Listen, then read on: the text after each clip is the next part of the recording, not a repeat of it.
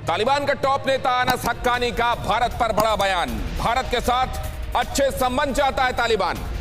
कहा हक्कानी ने, कश्मीर मुद्दे में दखल नहीं देगा तालिबान। यह बात फिर से दोहराई गई और जाहिर है यह पाकिस्तान को सुहा नहीं रहा होगा।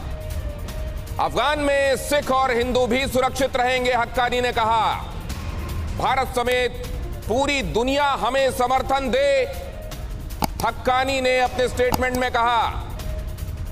सिख और हिंदू सुरक्षित रहेंगे, भारत समेत पूरी दुनिया हमें समर्थन दे।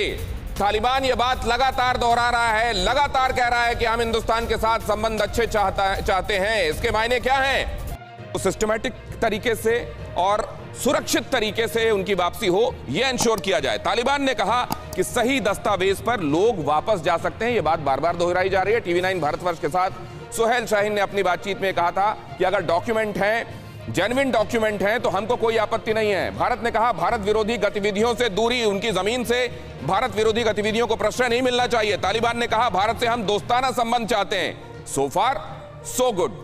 लेकिन इसके साथ जो कहा गया है, क्या वो निभाया भी जाएगा? भारत ने कहा आतंकवादियों को शरण ना दी जाए, किसी के खिलाफ हमारी धरती का इस्तेमाल नहीं होगा। ये बात उन्होंने बार बार कही है। लेकिन क्या ये गारंटी वो ले सकते हैं? क्या उनके अंदर जितने फैक्शंस हैं उन सब की नुमाइंदगी करने का दम वो भर सकते हैं? ISIS के जैसे अगर एलिमेंट्स वहां पर हैं तो क्या अपनी जमीन से क्या होगा क्या नहीं, इस बात की गारंटी वो ले सकते हैं? भारत तालिबान मुलाकात के मायने, जब ये मायने समझने की हम कोशिश कर रहे हैं तो हमको ये समझना चाहिए समग्रता में कि ये बात यहां से जो शुरू हुई वो कहां जा रही है।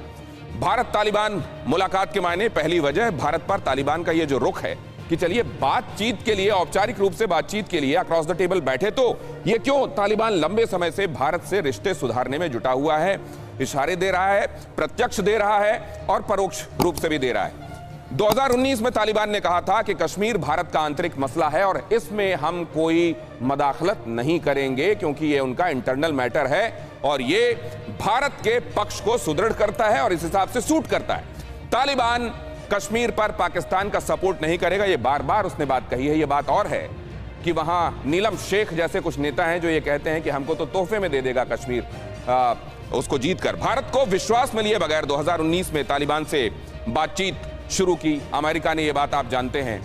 ये जब बात शुरू हुई कि अमेरिका ने इसको एक तरफा यूनिलैटरली अपनी तरफ से गति देनी शुरू कर दी। लोगों ने यह भी कहा कि इस तरीके से तो आप उनको स्टेट एक्टर्स मान रहे हैं, उनको बुला रहे हैं, आपने अमेरिका बुलाकर उनसे बातचीत करने की, डोनाल्ड ट्रंप की मैं बात कर रहा हूं, उसका न्योता दे दिया। अब अगर हिंदुस्तान ये नहीं करता तो क्या होता? अगर हिंदुस्तान ये पहलकदमी नहीं करता, अगर उस पहलकदमी का जवाब नहीं देता तो क्या होता? भारत को विश्वास में लिए बगैर अमेरिका शुरुआत कर चुका था। उधर